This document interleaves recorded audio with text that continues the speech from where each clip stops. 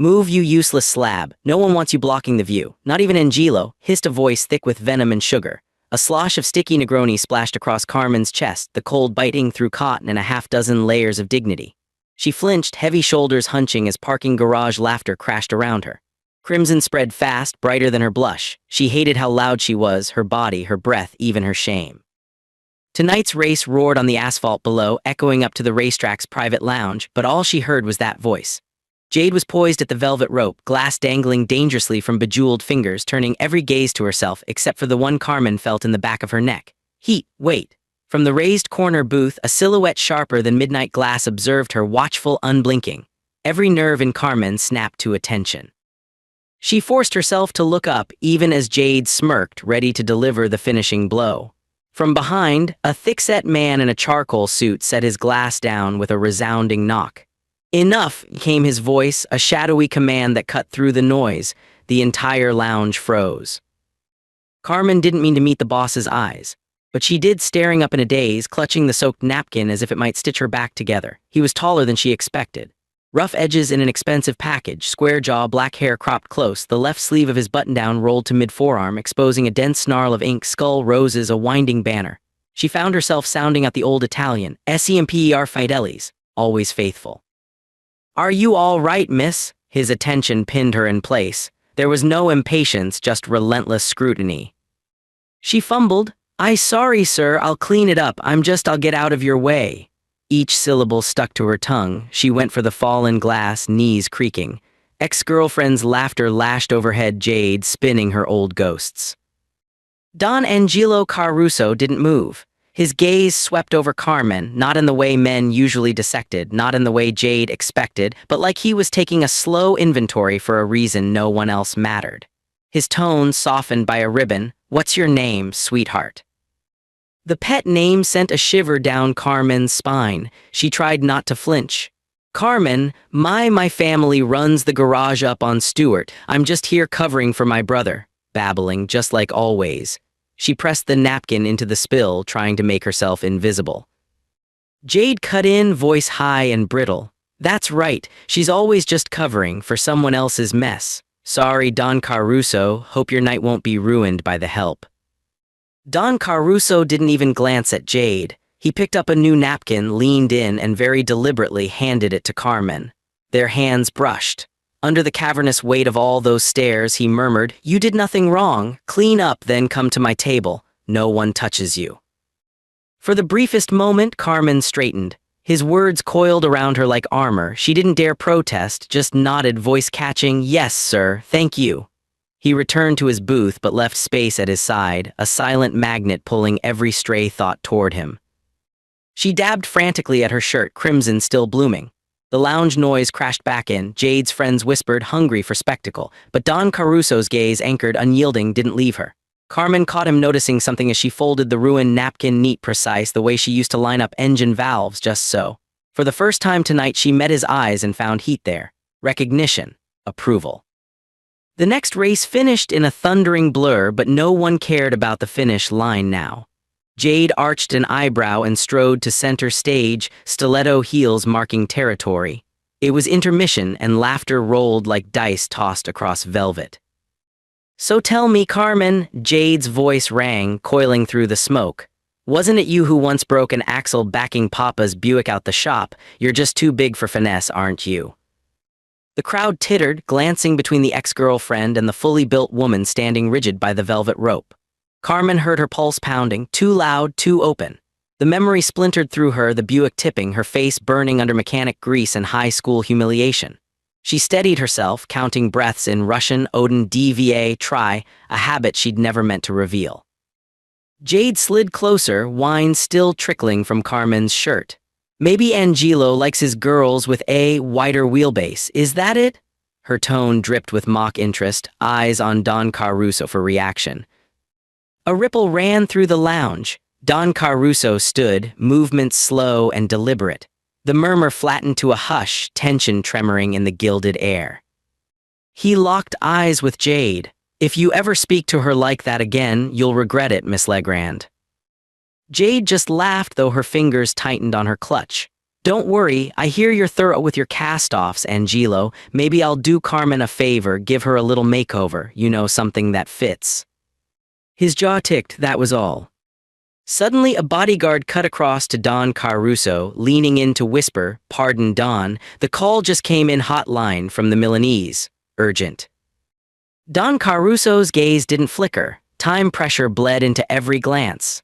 Jade flicked a glance at the phone, catching the words, mouth tightening. She clung to the rail as if refusing to lose her hold on center stage.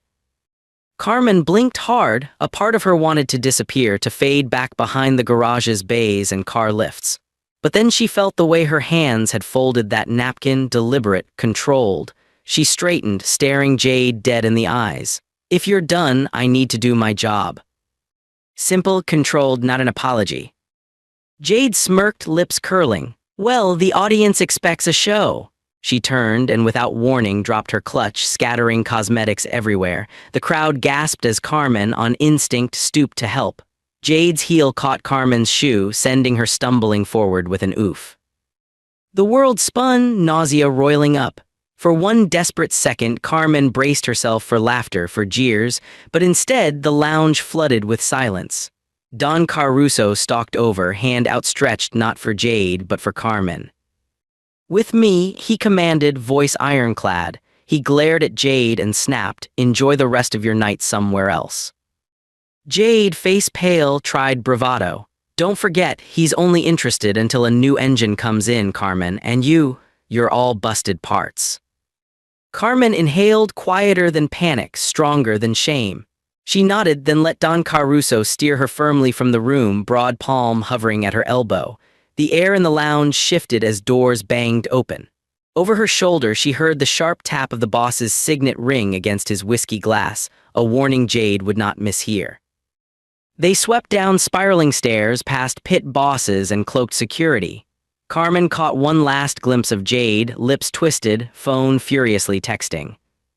They emerged in a shadowed corridor backstage, marble floors, bare bulbs, the thrum of engines below. Don Caruso turned, blocking the world. "Who is she to you?" he asked, voice low. Carmen hesitated. "Jade used to date my boss, won't let me forget I'm not built for this place." She rubbed her arms, fighting the shiver that followed each memory. He studied her, the slight quaver in her tone, the way her hands stayed busy, rolling, tucking, lining up a stray coin from her apron as if the world depended on perfect symmetry. "You've worked the circuit before, sweetheart," his pet name cut soft through the grit. "Since I could reach the brake pedal, my family's shop takes care of his fleet. Guess I take up more space than people want." Don Caruso shook his head, barely suppressing a smirk. "That's not what I see." He withdrew his phone, dialing without breaking gaze. "Santo, stop the Legrand deal indefinitely. They're not welcome in my house, understood?" He clicked off, turning to her. "You're under my protection now. No one, no ex, no socialite touches you in this city." Carmen blinked, feeling the granules of old grime, years of too loud living, too small uniforms start to fall away. She leaned against the marble wall, not quite trusting her balance. Don Caruso's hand brushed hers, warm and solid. "You play chess, Carmen?" The question seemed to come from nowhere. She hesitated, then nodded. "Papa taught me. My brother won state junior S, but I'm better with engines than opening moves." A flicker of amusement. Engines run on patterns, and nobody cares what you look like when you know all the endings. Before she could answer, another guard barreled in. "Boss, the Sardi family's wife just called in a contract. On you, she's using a local tonight." His jaw locked, seconds ticked down, sharp and bloody. "We're moving. Carmen comes with me." She started to protest, "But my brother." "Safe, my people already moved him." He swept a reassuring hand toward her shoulder, then, softer than stormlight, "Trust me, sweetheart." Carmen found her feet, heart hammering.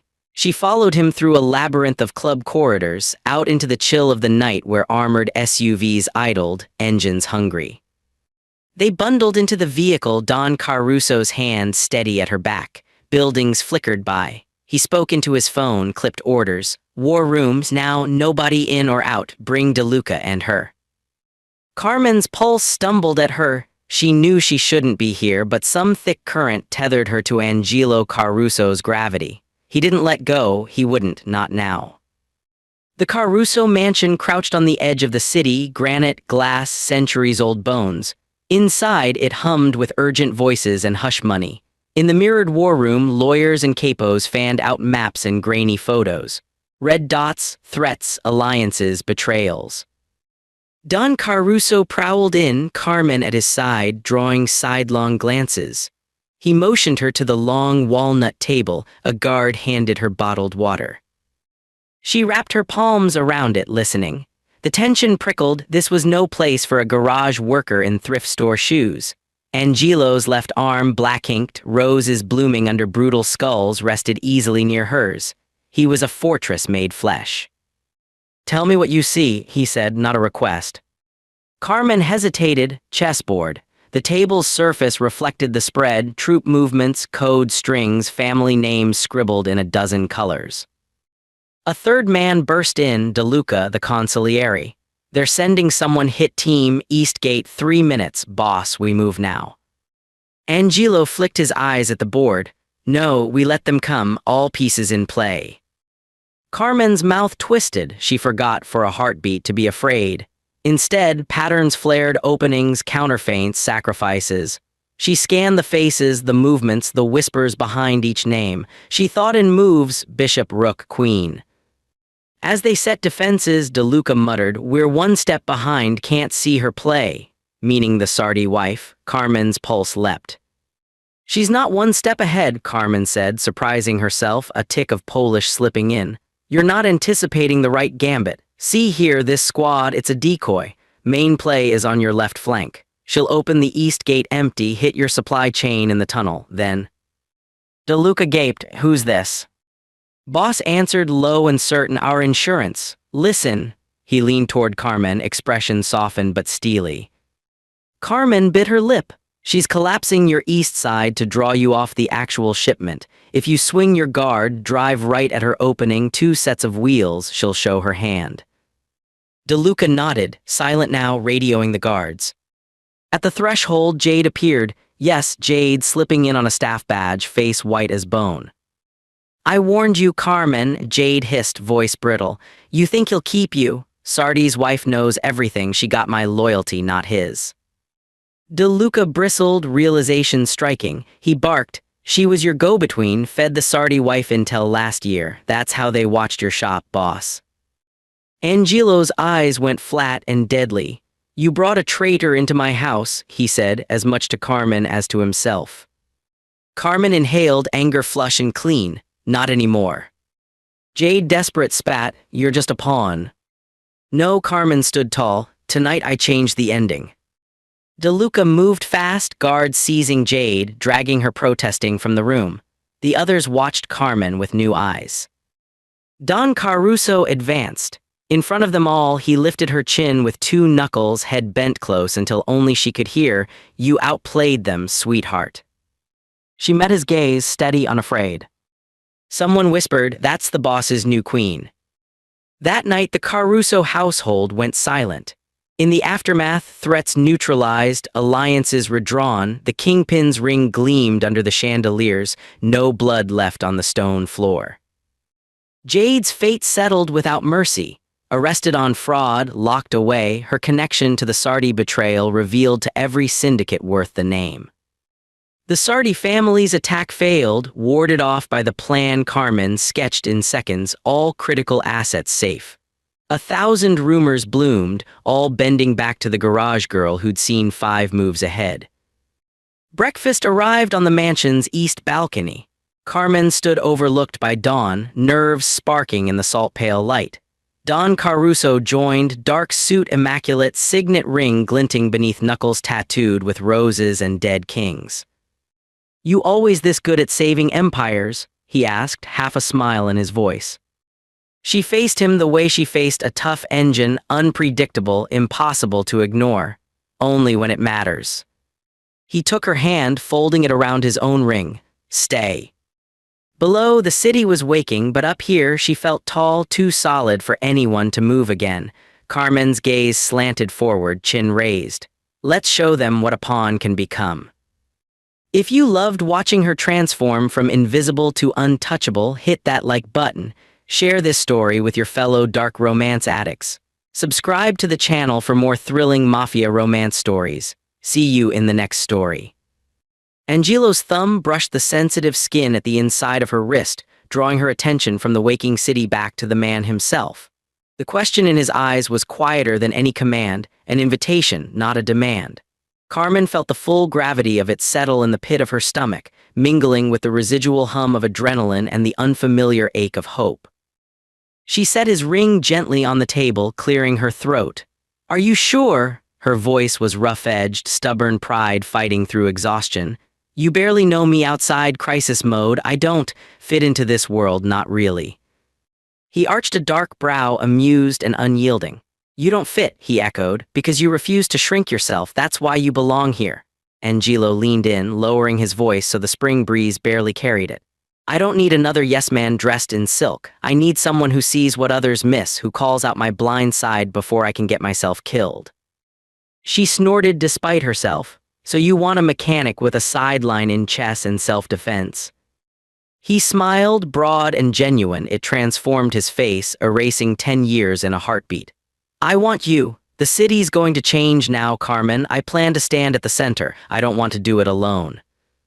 Her fingers trembled, not from fear, but from the slow realization she'd been waiting her whole life to hear someone say exactly that. "Just as you are." Not as spare parts, not as the backup plan. A tremor rolled through the silence, the faintest hint of unease. She flicked a glance at the arching halo of downtown in the distance. "If Jade could get close to you, so could someone else. Your enemies just learn not all the pieces are what they seem." He nodded, measuring her. "You want to leave, I'll get you out. Start you fresh, new papers, new life, somewhere no one knows your name, your family, too." She looked him straight in the eye, fighting the urge to flinch away from the enormity in his offer. It was almost harder than facing Jade's cruelty, all those hungry eyes in the lounge, the threat of gunfire in a marble corridor. "I don't want to run," she told him quietly. "Not if it means letting people like her win." "You don't have to run," he promised, tipping his chin to rest his gaze heavily on her. "If you stay, you do so on your terms, not as a pawn, not as anyone's victim.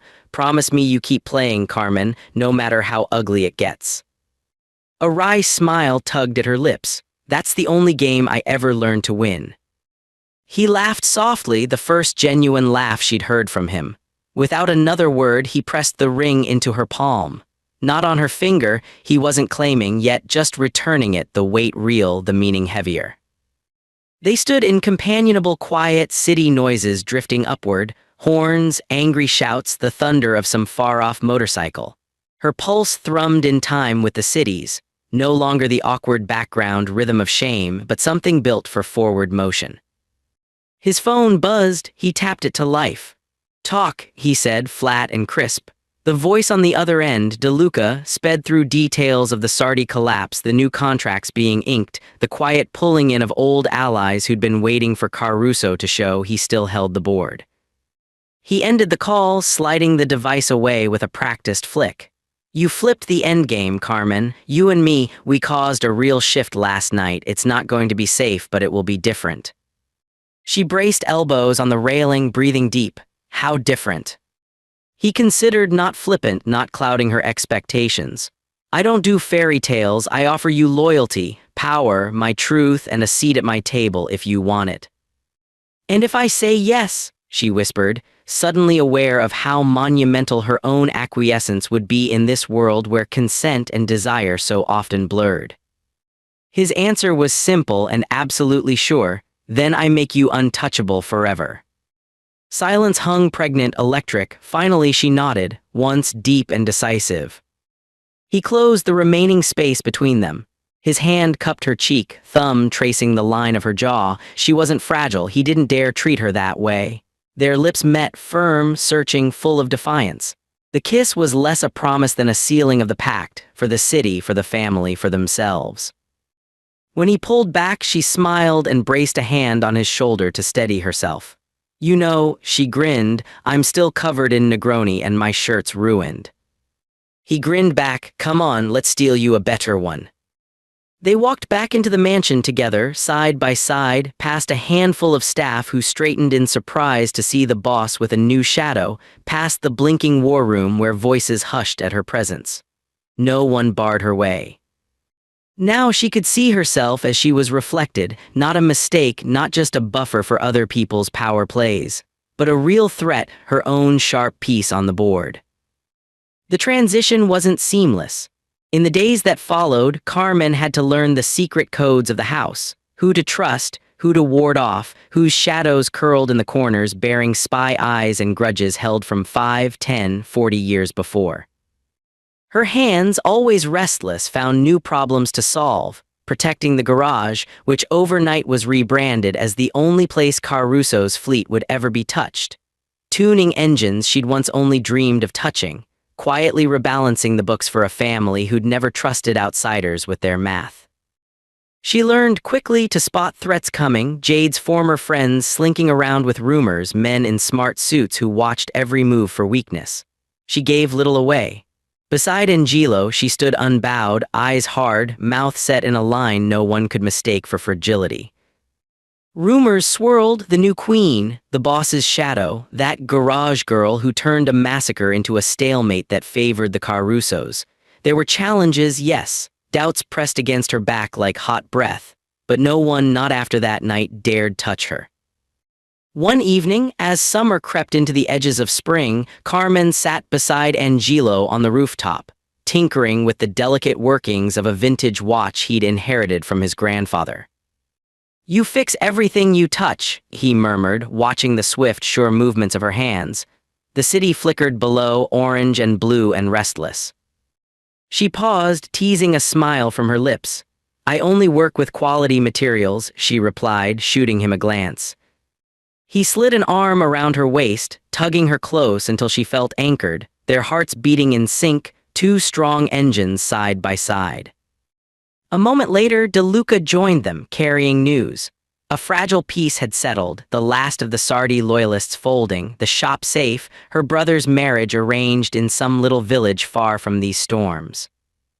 "You built something here," DeLuca acknowledged, offering Carmen a rare, respectful nod. "Boss couldn't have done it without you." She shook her head. "He would have survived, I just tuned up the odds." DeLuca's lips quirked. "Odds are everything." The world paused, sweet with possibility. Carmen knew there'd be more battles, always another enemy around the bend, but the weight inside her chest was lighter. For the first time, she didn't feel like she was bracing to be knocked down. She felt ready to stand. 1 week later, Carmen walked into the racetrack lounge, this time not as a shadow, but at Angelo's right side, shoulders broad and chin lifted. Heads turned. No one dared challenge her with a drink or a word, not with the boss's gaze fixed protectively on her. An underboss approached, awkward. "Miss Nowak, the black Maserati's making a noise I can't figure. Could you?" She smiled, small, controlled, but undeniably real. "Pop the hood, I'll be right there." As she moved to follow, Angelo caught her by the hand. "Before you go," he murmured, lowering his voice to a private register, "there's something else I've been meaning to ask." She waited, wary but holding his eyes. He produced a slim box and, with no fuss or drama, opened it to show a key fob, sleek, modern, elegant. "The new shop, it's yours, you earned it." Carmen froze, the enormity of what he'd offered dawning slow as the sun. Ownership, not just protection, not just love or loyalty or passing safety. Agency. She took the keys, her hand steady as stone. "Thank you," she said, loud enough for every onlooker to hear, power humming in her throat. His smile was gentle, sure, brimming with pride. "You rebuilt the engine," he said quietly, just for her. "Now show them how you drive." In the years to come, they would write new rules for the city. The Caruso family, retooled and sharper, Carmen's shop, thrumming with engines and innovation, and new hires who could finally see themselves reflected in the boss's right hand. Never hiding, never apologizing for their space. Carmen would navigate alliances and betrayals, some loud, some slick and secret. She'd teach two nieces to break down an engine block and to play the Sicilian defense. She'd stand at Angelo's side in crisis and in triumph, stubborn and soft-edged, unafraid. She'd watch the sun rise from their balcony, the city alive beneath their feet, and know, bone deep, that the only directions worth following were the ones she'd chosen for herself. Queen not pawn, unbreakable not hidden. Always faithful. And never ever small again. Morning haze drifted in, cool and clean above the city's tangled streets. Carmen set a mug of coffee by the shop window, thumb idly tracing the new logo, Noack Performance under Caruso protection. It still didn't feel real, not entirely, that this place belonged to her in more than late-night lockups and emergency phone calls. Families, even syndicates, changed slow. Voices carried from the bay her brother, Luca, laughing with Enzo De Luca over the hood of the black Maserati.